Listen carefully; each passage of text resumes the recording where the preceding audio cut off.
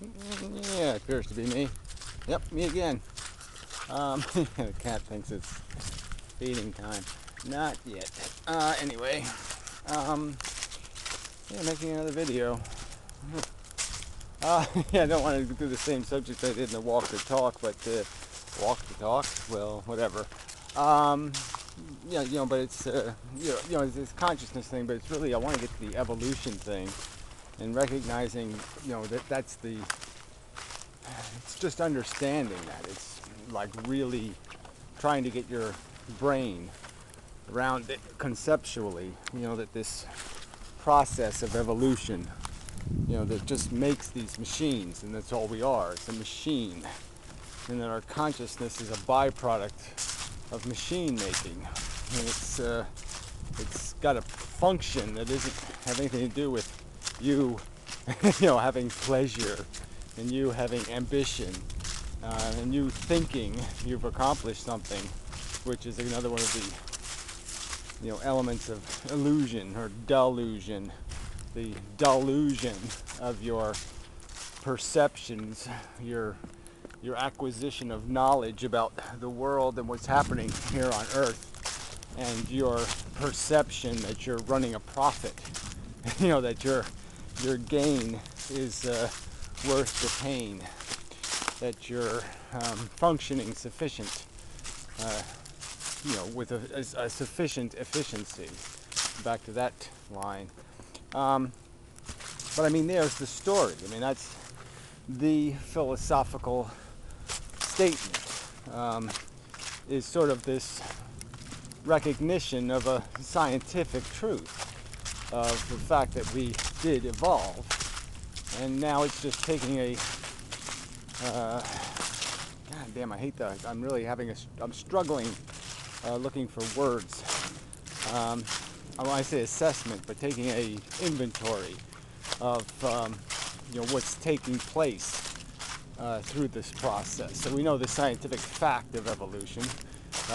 We can't really comprehend 500 million years of, say, thinking machines going ouch.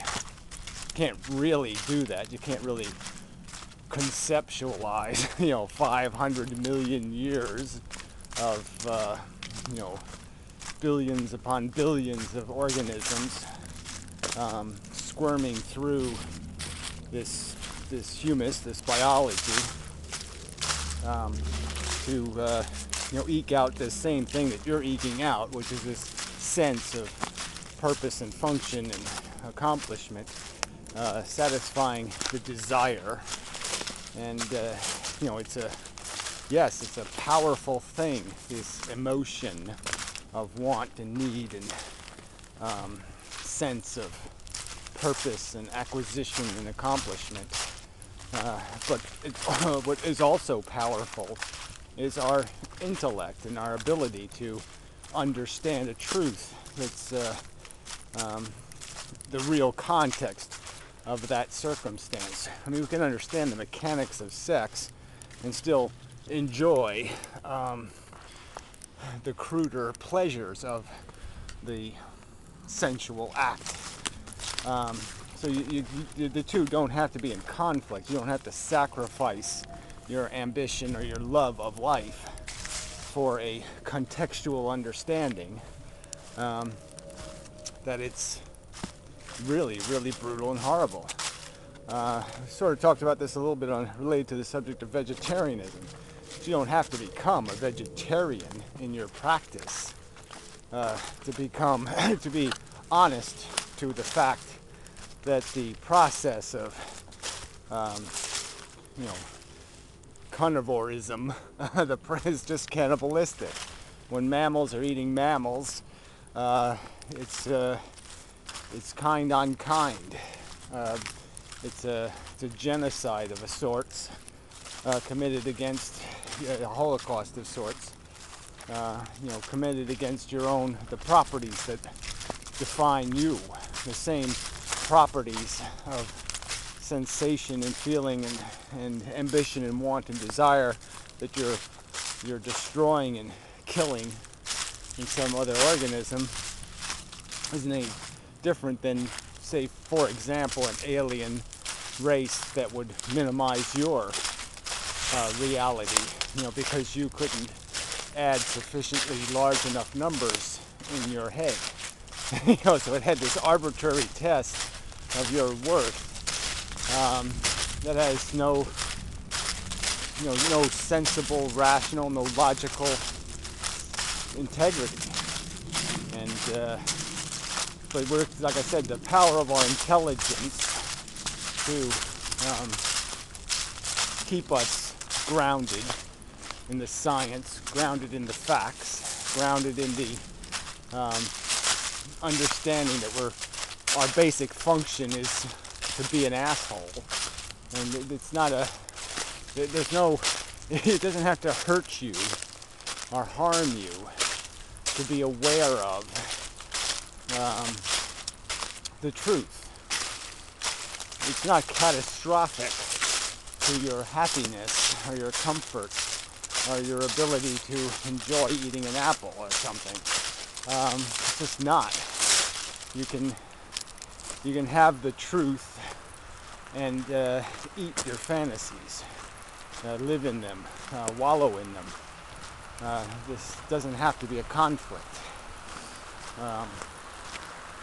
You don't have to live an honest life in your personal life. You can be a hypocrite and a jerk, as long as you recognize that that's what you're doing and that you're playing a shabby game, and that the game itself is the problem. This is a little bit unfortunate. Semi-high water. Alright, gotta do this quickly. Less time you spend in the water, the less wet you get. But it's gotta be quick. I can't misstep too much. I'm gonna avoid that one altogether and go for number 2. Whoa, big jump. Scary. Jumping is scary. In my compromised, aged condition. Ooh, wind. That might be a problem. Yeah, I don't know where the microphone is on this camera. There's a speaker in the top, but I think it's in the side over here, so it might be protected from the wind. I have to put a bandage on it. Anyway, and maybe that's the speaker and that's the microphone. Well, it doesn't matter. I don't have a band-aid on me, so I cannot correct for it. I really didn't think it would be this miserable out here, but it is rather miserable. So anyway, I'm a little disappointed in this lens. I have other lenses coming, so we'll see. But I like the wide-angleness of it, the fisheye-ness, but I don't care for the, it's kind of fuzzy, so I can't get the focal length right. So anyway, it's a minor problem. Detail you didn't need to know, but I'm just trying to be a little bit personal. Trying to be a little bit of a human being in this rather mechanical dissection, of our reality. And it is a mechanical dissection. It's processing. I am processing your existence. I'm processing my existence. I'm processing what's happening here. And there's something intrinsically and fundamentally ugly, in cutting up the corpse this way. It's not. I'll concede the point that when you're doing philosophy, it's not going to be fun. But you can't obligate it to be fun. That's a category error.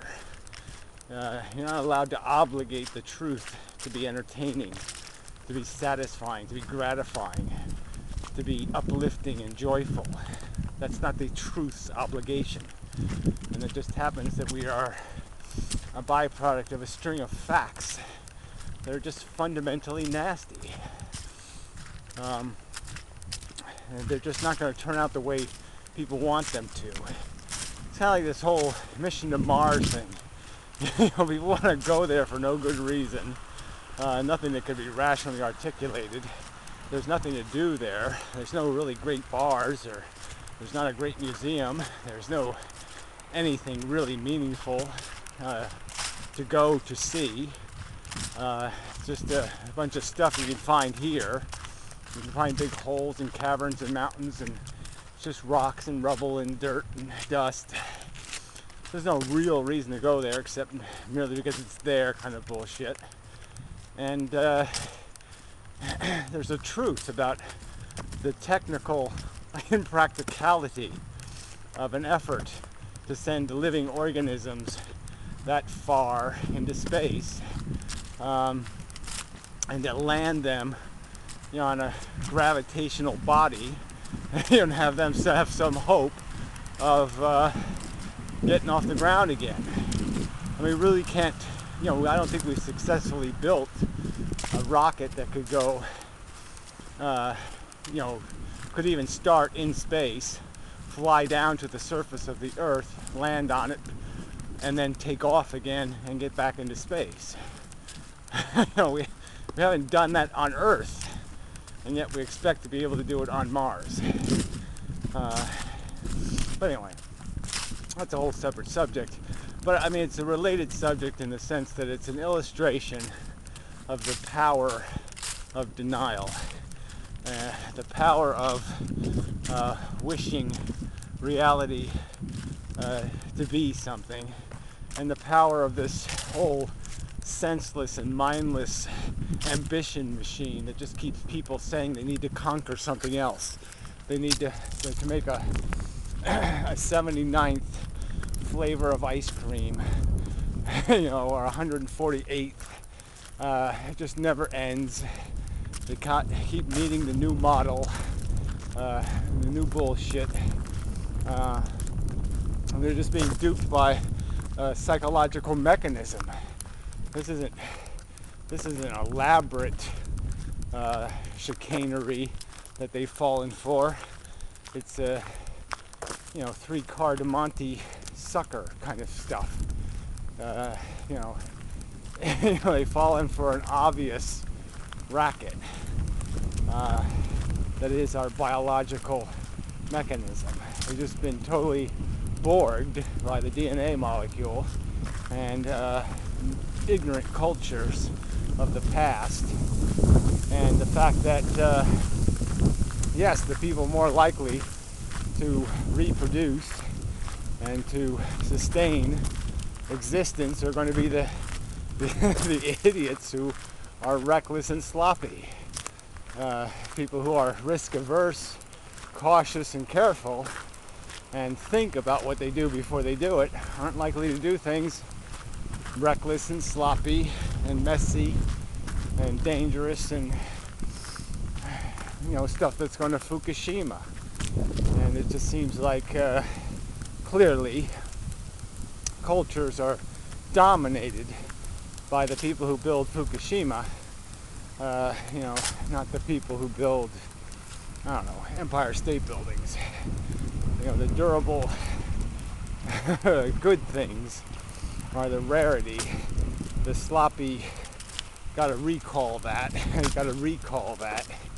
kind of crap seems to become more and more the norm, what you should expect, merely because people are by nature I don't want to say lazy, but inattentive to detail,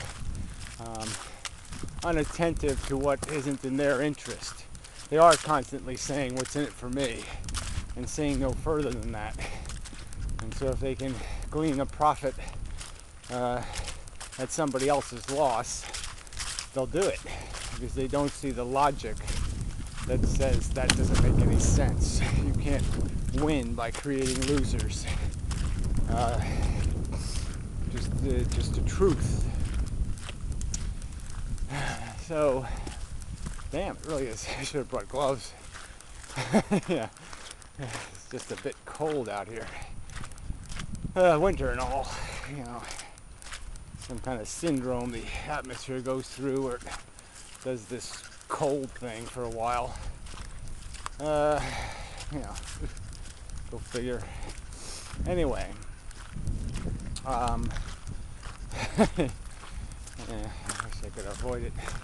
Sleep through it or something. I really hate being out in it. Eesh. Yeah, but that's what the biology has to be. The organisms living in this reality here, out here, you know, they got to eke through this crap. It's dismal, brutal, harsh, cold, meager, lack of plenty environment. So anyway, I think we're winding down.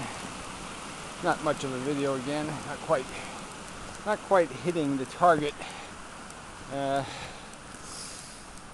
I would like to.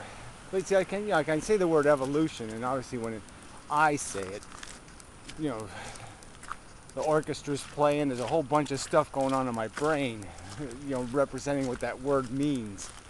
And obviously in your head, a different song is playing, and you're just maybe not getting it. You're not you know, you're not getting the, you know, the grossity, you know, the excessive, the preposterously insane amount of biology, you know, doing this need thing. I need, I'm chasing these silly, I need to go to Mars. You know, this silly, idiotic, senseless, mindless almost ambition.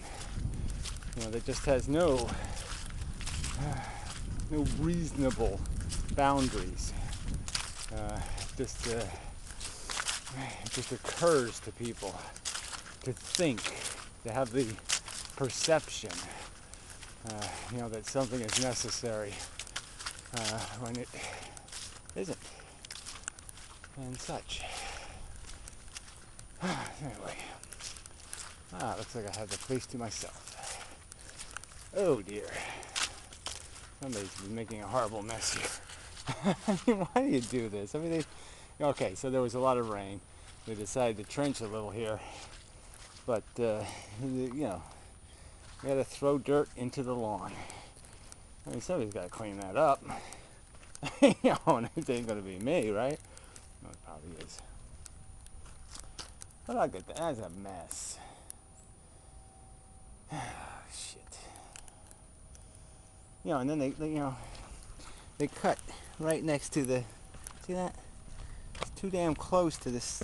I just replaced this whole frickin' thing because it all, you know, pushed that away, and now they're just, you know, setting it up for the same fucking erosion. That's a garage door open. I don't know. What can I say? Humans should be. Yeah, they just shouldn't be. That's the whole thing, right? They should be? No, they shouldn't be. You see, it's just focus is just not good enough with this lens. Very nice little lens, but yeah, not even 50 cents. You know, but it really just isn't doing the job. It's doing the nice job of the, you know, the focal length, but the focus isn't good enough. I can't really. I figured that maybe if it's further away, it would be better, but it doesn't seem. I think it's magnetic, so yeah. So you know, further away, I don't think that gets better focus, does it? Yeah, it might be. Yeah. See, it has to be like out here. Well, I'm not doing that. I'm not walking around holding it out there. Screw that shit. This magnet, for a little lens, this magnet is incredibly strong. Click. Anyway, so it's worth it for the magnet anyway. Maybe I can fix it somehow. I don't know. I tried putting a washer in, but just, you know, didn't really change anything. Maybe I'll try again. Take a washer, maybe. Alright, doesn't matter. You don't care. The funny thing is, too, is it seems to be a little bit off center. You know, it feels like I'm holding the camera way too far that way. That's all. Till next time.